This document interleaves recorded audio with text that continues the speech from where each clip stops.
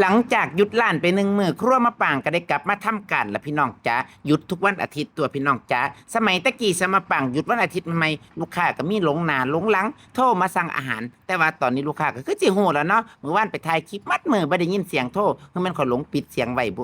สมะปางก็สิมาเข้างานเข้าการทันตัวเช้านี้ทำอะไรล่ะสมะปางจ้าโอ้ยเช้านี้บ่ทันมีออเดอร์ดอกพี่น้องจ้าก็หัวก็มาฮอดร้านจ้าคลิปนี้ก็เป็นคลิปมื้อวันเสาร์สมะปางหัวก็เอามาให้เมืองพี่น้องจ้าสมะปางคือเป็นจังซั่นซะเด้ เฮ็ดงานอยู่หมดอาทิตย์บ่อยากกินกับข้าวร้านจักอย่างบ่แม่นบ่แซ่บเด้พี่น้องจ๋าสามะปังเฮ็ดหลายสามะปังก็เบื่อก็เลยบ่คิดอยากซั่นเด้บัดพอหยุดงานมื้อเดียวจังคิดอยากยำวุ้นเส้นซะเด้คือมันเจ้าของเมียคิดอยากยำวุ้นเส้นกับน้ำเก๊กฮวยฮ้อนๆบ่น้ำเก๊กฮวยเย็นๆซะดอกเว้าตำป่าตำดง แม่นหยังล่ะสามะปังจ้าแกงส้มตัวเอาไปเสิร์ฟลูกค้าจ้าเมนูขายดีแม่นหยังล่ะสามะปังส่วนมากก็สิเป็นยำเด้อพี่น้องจ๋ายำวุ้นเส้นโบราณยำวุ้นเส้นหมูสับยำหมูยอยำตีนไก่ซะเด้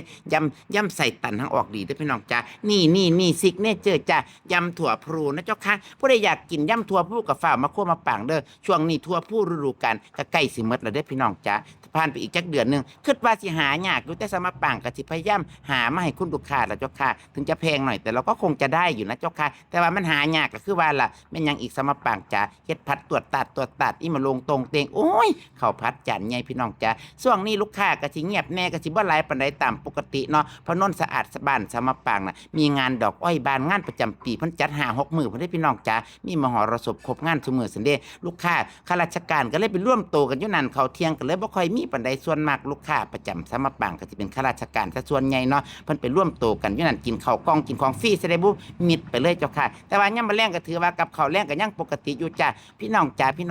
เจ้าเมืองดูจ้าลูกค้าสั่งปลากระพงลุยสวนข่อยละไปลงเฮ็ดน้ำยำบักม่วงเพิ่นก็ยืนงงข่อยได้แม่เอนะ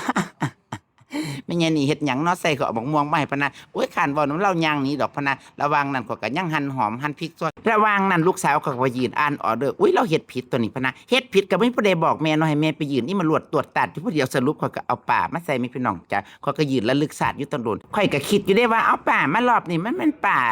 ทอดน้ำป่าอยู่ติแบบนี้ก็มีแต่ลุยสวนตัวเอาไปเอามาขอระลึกศาสตร์ได้ขอจังคิดพอถึงบางอ้อบางเกล็ดบางเปียดพี่น้องจ๋าเฮ็ดงานหลายกระปวงนะพี่น้องจ๋าเฮ็ดอยู่ซุมื้อซุเว้นก็หลงหน้าหลงหลังระวังนั้นก็ไปเอาป่าทอดมาสั่นตัวก็สิมายำปลากระพงลุยสวนสั่นตัวเมนูนี้ก็ถือว่าเป็นซิกเนเจอร์ขายดีของร้านเด้อพี่น้องจ๋าลูกค้าก็สั่งดีจ้าก็เสียงตอบรับก็ถือว่าดีอยู่ไอ้สาวมะปางก็ไม่กล้าการันตีว่าอร่อยนะคะอยากให้คุณลูกค้ามาชิมเองค่ะรสชาติก็ทั่วไปเลยค่ะตามร้านอาหารทั่วไปเลยพี่น้องจ๋าปลากระพงลุยสวนเจ้าค่ะแต่ว่าเพิ่นมากินเพิ่นว่าแซ่บสันเด้ก็เลยเอามาเว้าต่อบุ้ยคือสิว่าเจ้าของเฮ็ดแซ่บนะสำหรับปางจ้าจังซั่นล่ะพี่น้องจ้าอยากให้มาชิมเองจ้า